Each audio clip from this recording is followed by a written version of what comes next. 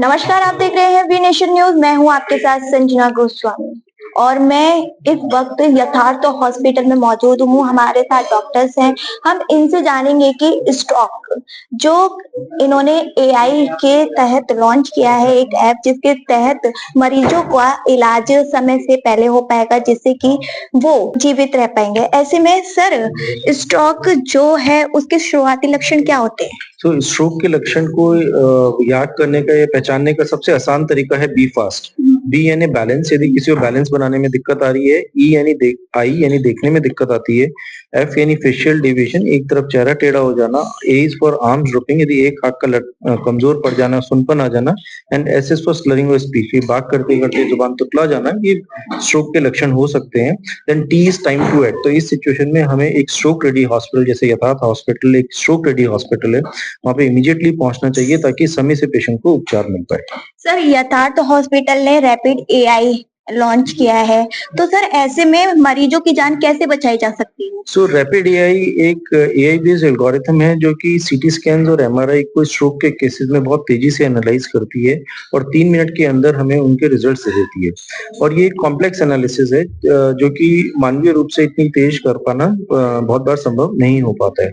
सो rapid AI की मदद से हम उन पेशेंट्स को पहचान पाते हैं जो कि 6 घंटे की ट्रेडिशनल टाइम विंडो के आगे भी, यानी 6 से 24 घंटे में भी जिन पेशेंट्स को हम स्ट्रोक होने के बाद बचा सकते हैं या उनका परमानेंट पैरालिसिस रिवर्स करने की कोशिश कर सकते हैं, वो पेशेंट्स हम रैपिड एआई की मदद से पहचानते हैं और उन्हें वो उपचार फिर उपलब्ध कराते हैं।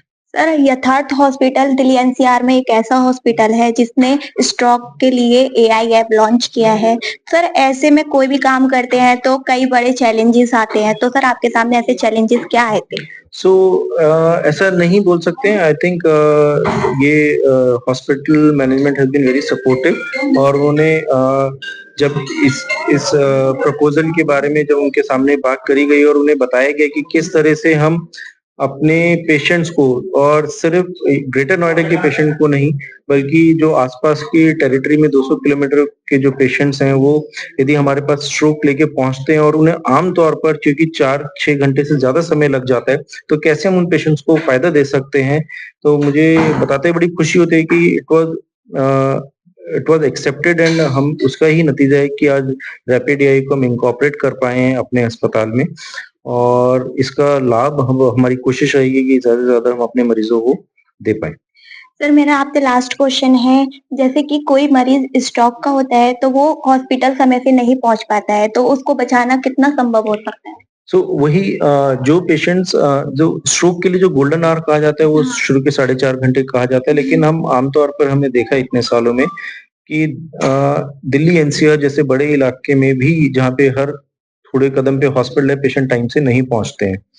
सो ऐसी स्थिति में जो पेशेंट हमारे पास डिलेड पहुंच रहे हैं, जो कि 6 से 24 घंटे वाली विंडो में पहुंच रहे हैं, वो पेशेंट्स को बचा पाने में रैपिड एआई काफी कारगर साबित होगी, क्योंकि ये उन पेशेंट्स को पहचान पाएगी, ये उन स्कैन्स को पहचान पाएगी जिनमें अभी भी बहुत सारा ब्रेन है जिसे कंप्लीट नुकसान नहीं हुआ है, और समय से उपचार मिलने पे उन पेशेंट्स को हम वो उपचार देख के उनके ब्रेन में परमानेंट डैमेज या परमानेंट पैरालिसिस होने से बचा पाएंगे। तो उस उन्हीं पेशेंट्स में रैपिड एआई का शायद सबसे ज्यादा लाभ मिलने वाला है। एंड यही हम एक उम्मीद करते हैं कि हम ये सेवा को ज्यादा से ज्यादा पेशेंट तक पहुंचा पाए। सर, जो ये इलाज है वो आयुष्मान कार्ड में भी आता है क्या? सो ये आयुष्मान का हम अभी हमारा हॉस्पिटल अभी आयुष्मान से इम्पैनल नहीं है। अच्छा। और बाकी हॉस्पिटल्स में मेरे ख्याल से अभी रैपिड एक्वायर्ड नहीं है। बट गवर्नमेंट ऑफ इंडिया, जितनी मेरी समझ है, मतलब हम बाकी पैनल्स में यहाँ पे कर रहे हैं, सीजीएचएस, ईएसआई, ईसीएचएस में बाकी सब पेशेंट्स को भी यही इलाज मिल रहा है। और गवर्नमेंट ऑफ इंडिया स्ट्रोक को लेके काफी सीरियस है और मेरे ख्याल से वो इस बात की गंभीरता को समझते हुए इस चीजों इन पे काम कर रही है। सर, आप क्या कहना चाहोगे? स्ट्रोक देखिए एक ऐसी बीमारी है जिसका अगर समय रहते उपचार हो जाए तो मरीज को कम से कम डेफिसिट होगा।